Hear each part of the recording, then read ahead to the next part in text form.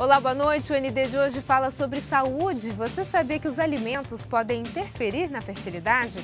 Quem fala mais sobre o assunto é a doutora Aparecida Valesca de Carvalho, especialista em reprodução humana. Boa noite, doutora, bem-vinda. Boa noite. Queria agradecer o convite de falar de um tema tão importante e polêmico. A gente sabe que adoçantes. Todo mundo que começa a questão da dieta, a primeira coisa que faz é cortar o açúcar. Aí começam aquelas substituições, né? Ou açúcar mascavo, ou demerara, ou adoçante. Como é que agora veio a informação que o adoçante ele pode interferir na fertilidade da mulher, é isso? Foi uma pesquisa que foi realizada aqui pela USP entre 2002 a 2014 sobre o uso dos adoçantes interferindo na fertilidade. Que é assim, o que está acontecendo? A obesidade está aumentando. A cada 5 pacientes, 1 é obeso. Então, a própria indústria, a mídia, teria que colocar um alimento que pudesse substituir o açúcar. Infelizmente, algumas vezes isso pode ser um pouco deletério. Como você falou, o mascavo é um açúcar que da cana-de-açúcar, ele tem um índice glicêmico maior, mas ele é muito mais natural, diferente dos adoçantes. Os adoçantes começaram a vir na década de 1950, 60, e uso rotineiro até hoje, mas eu acho que é importante falar nessa matéria que deve ter cautela no uso. Na verdade, não se sabe ainda os reais efeitos de um adoçante, isso, né? Não só na fertilidade, como mas em todos os aspectos da saúde, né? Tá. Agora, quando a gente fala que ele interfere na fertilidade, especificamente das mulheres, dos homens ou independente? Então, o que foi realizado foi entre 2002 a 2014, foram investigadas, eram 524 mulheres que foram submetidas ao tratamento de fertilização in vitro e fizeram uma observação da dieta dessas pacientes. Elas usavam ou uma xícara de café adoçado com açúcar ou então uma latinha de adoçante, desculpa. Algum tipo de adoçante? Não, a latinha de refrigerante diet, tá? Todas elas faziam uso pelo menos contínuo durante 6 meses. E o que foi observado? Essas mulheres, elas tinham uma qualidade do óvulo de pior qualidade do embrião e pior qualidade da implantação. Então, houve uma diminuição na taxa de gravidez para essas pacientes que foram submetidas à fertilização. Agora, todas essas pacientes, doutora, elas eram obesas? Porque daí a gente pode colocar a culpa na obesidade isso aí, também, né? Existe um viés, tá?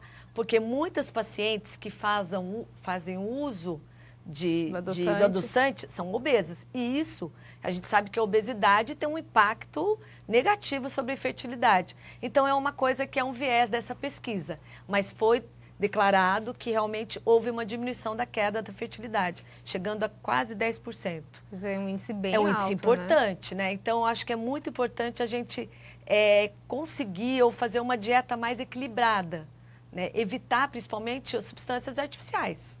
Agora, já se tem estudos de que outros males à saúde o adoçante pode causar? Sim, olha, dos adoçantes, vamos dividir em adoçantes artificiais e os adoçantes naturais. Os grandes vilões seriam os artificiais, tá? Que seria a sacarose, o ciclamato de sódio, o aspartame e, por último, que é o que é mais usado, é a sucralose. Quer dizer, não sobrou ninguém, né, nessa lista aí. Dos piores, o aspartame é um vilão da história, que tem a fenilanina, que pode ultrapassar, principalmente para gestantes, ultrapassar pela barreira placentária, levando até algumas alterações cerebrais, tá? E existem estudos, mas só que não é com animais, que poderiam levar a câncer. Só que isso ainda é bem... Isso no feto ou na mãe? Não, isso daí seria câncer na mãe, não no feto, ou no ser humano. Mas isso é muito, muito polêmico. Isso foi mais estudos em animais. Agora, realmente, na gestante, pode diminuir, ele pode ultrapassar a barreira placentária, levando a trabalho de parto prematuro e alterações cerebrais fetais. Então, é uma das coisas que é contraindicada, principalmente o aspartame. O ciclamato de sódio e a sacarina são eles são mais nocivos, principalmente para a saúde. Eles acreditam que em grande quantidade. Eu acho que é muito importante a gente saber dosar. Não quer dizer que então, eu vou tomar um adoçante ou uma latinha de refrigerante diet vai fazer mal para a minha saúde? Não, não é isso. O importante é a quantidade. Tudo que é feito, tudo que é consumido em excesso, ele tem malefícios para a saúde, tá? Pode levar a aumento da hipertensão, gastrite e diabetes. E aí a gente entra nesse outro aspecto, né, doutora? As pessoas com diabetes, elas não têm opção, elas precisam realmente do adoçante. Então tem que ser usado com cautela. Por exemplo, o aspartame, o uso dele, que seria o uso, a indicação diária, é 50 microgramas por quilo de peso, tá? Então, para a pessoa consumir um excesso muito exagerado, ela precisa tomar mais de 6 litros de refrigerante diet, que é uma coisa quase impossível, né, gente? Então, eu acho que o uso é muito importante, você não deve usar exageradamente.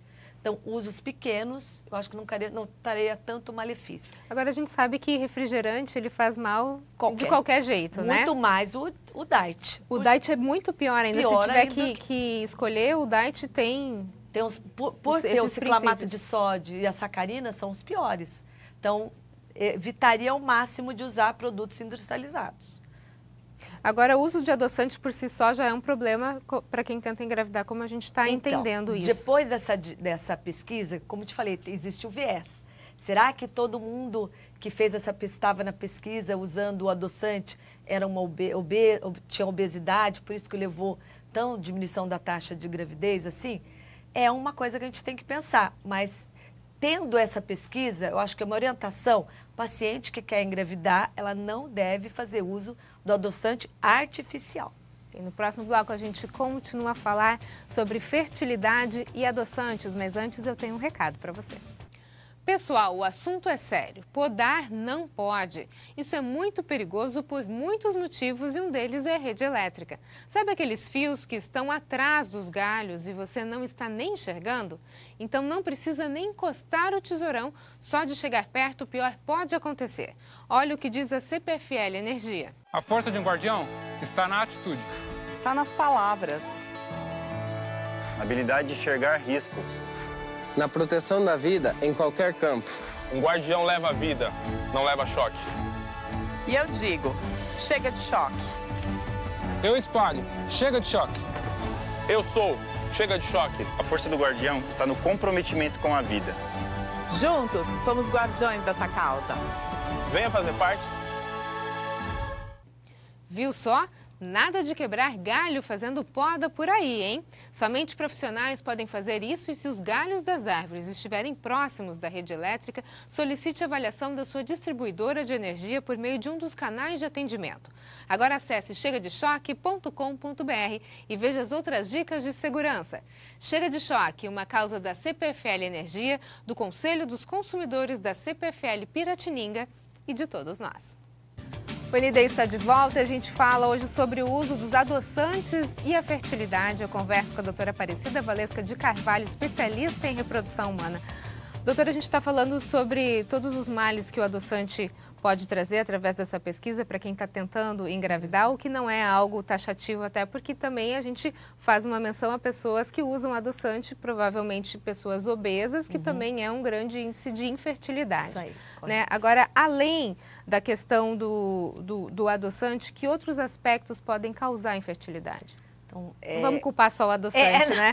Vamos pensar assim, vamos falar então, principalmente, eu acho que já que a gente está falando desse assunto, que cada vez a infertilidade está aumentando mais, tem 40 milhões de mulheres inférteis no mundo, no Brasil chega a ser 5 milhões, então acho que a orientação é a base de tudo.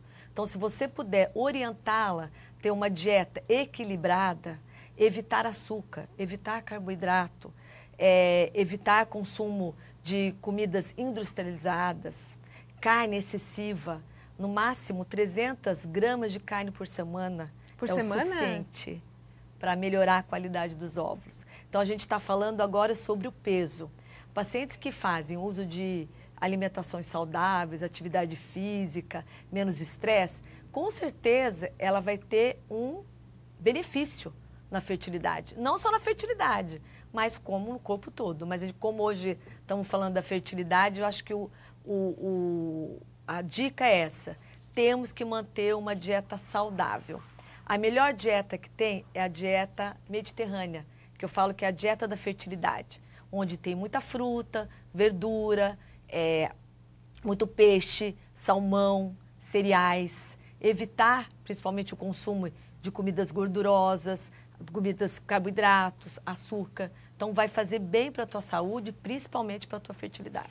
A gente está falando dessa questão de alimentação e interferência da alimentação na gravidez e na fertilidade. E a gente falou da questão dos adoçantes, né? A senhora falou o que o adoçante acaba interferindo no feto. É possível se falar de alguma síndrome ou má formação por conta do adoçante? Então, isso ainda são estudos, tá? Mas acredita que existe a felanina, que é um composto que tem no aspartame, que poderia passar para a placenta e dar alterações cerebrais. Mas malformação fetal, a gente ainda não tem um estudo detalhado sobre isso, é mais em animais. Agora tem a questão também dos refrigerantes que a gente estava comentando anteriormente, né? Além da quantidade excessiva de açúcar que ele tem, essa bebida traz, com né? certeza. O que mais pode ocasionar, de repente? Então, eu acho que o mais importante impacto aí é o açúcar mesmo, tá? Por o refrigerante ainda tem o aumento do açúcar, ele tem substâncias artificiais. Tudo que é artificial, gente, não faz bem para a saúde. Então, vamos pensar assim, são coisas que foram industrializadas. Então, tem muita coisa a vir nos estudos posteriormente que pode levar um malefício para a saúde. Então, o que eu oriento o paciente? Por que vai ter que tomar um refrigerante? Toma um suco. E por que vai adoçar esse açúcar? A fruta tem açúcar. Então, você tem que tomar um suco sem açúcar. E isso é só o hábito. No momento que você vai se alimentando com pouca quantidade de açúcar, com dieta nutritiva, saudável, você vai se sentir melhor e vai fazer bem para a tua saúde. Agora, vamos voltar naquela questão das pessoas com diabetes, já é uma gravidez considerada uma gravidez de risco, né? De risco. Como é que a gente pode falar e destrinchar um pouquinho esse assunto da fertilidade em pessoas com diabetes? Então, o que acontece? Como a gente falou realmente do impacto, né, negativo da fertilidade com o uso do adoçante, eu sei que é difícil a gente falar para o paciente diabético evitar total açúcar, né? Mas consumir o menos possível, tá?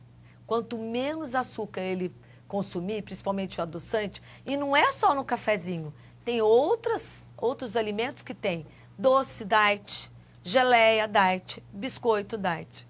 E vai entrando o adoçante junto. Então, o que você puder fazer uso de alimentos que já tenham açúcar, pouca quantidade, é claro, é muito melhor do que usar um produto industrializado.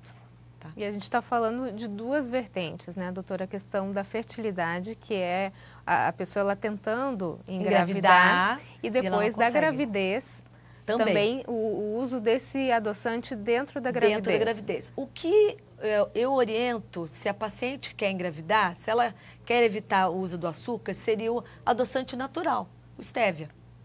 Se quiser fazer uso, esse pode, tá? Já o artificial, o sucralose, é o que tem menos nocivo para a gestante. Mas se você puder evitar de usar, é melhor. Mas se você falar para mim qual deles é menos nocivo, é a sucralose, que é o mais recente. Voltando à questão da reprodução assistida, às vezes existe um mito em torno disso, que a reprodução assistida, ela inibe qualquer chance de se ter uma má formação, de repente de vir uma criança com síndrome de Down, né? Então, vamos lá. Ela ajuda a não ter. Como? As pacientes que têm uma idade avançada, principalmente mulheres acima de seus 37, 38, 39, 40 anos, ela tem os óvulos mais envelhecidos. Então, ela tem uma chance maior de ter uma alteração cromossômica, que seria as trissomias, que é a famosa trissomia do 21, que é a síndrome de Down. Então, quando a paciente ela tem que ir para um tratamento de fertilização in vitro, é indicado uma biópsia pré-implantacional, que é uma biópsia que é realizada no embrião antes de haver a transferência desse embrião dentro do útero dessa paciente. Então, é feito, geralmente a gente faz em 5º dia, que é o estágio do embrião em blastocisto, é avaliado alterações cromossômicas, principalmente a trissomias, e se ela tiver alguma alteração, principalmente a trissomia do 13, do 18, do 21 e monossomias, a gente fala para a paciente que realmente um deles está alterado e ela vai optar ou não por transferir esse embrião. Então, com certeza, quando eu faço essa pesquisa da biópsia, eu estou diminuindo o risco de paciente com alteração cromossômica. Mas é um dado importante, a senhora diminui, mas não garante. Não garante que vai, não. Porque pode acontecer durante o período Pode acontecer, com gestacional, certeza. Né? Não quer dizer, são alterações cromossômicas. Por exemplo, uma malformação cardíaca. Isso não aparece, não é uma alteração cromossômica. Então, o bebê pode estar saudável e no final da gestação ele apresentar. São malformações que não tem nada a ver com alterações cromossômicas, trissomias, que a gente consegue fazer o diagnóstico antes de fazer a transferência embrionária. Ok, no próximo bloco a gente continua a falar sobre fertilidade. Nós voltamos em instantes. Até já. O ND está de volta e a gente conversa hoje sobre fertilidade. Eu converso com a doutora Aparecida Valesca de Carvalho, especialista em reprodução humana. Doutora, a gente está falando muito sobre a questão do adoçante e a fertilidade, os seus efeitos durante a gravidez.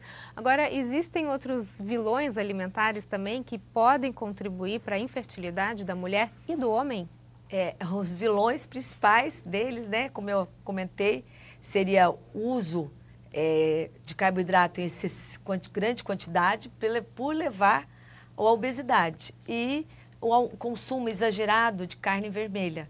A gente deve evitar, no máximo 300 por semana. Por semana, 300 gramas por semana. Isso para homens e mulheres. Para mulheres. É a mesma regra. Igual.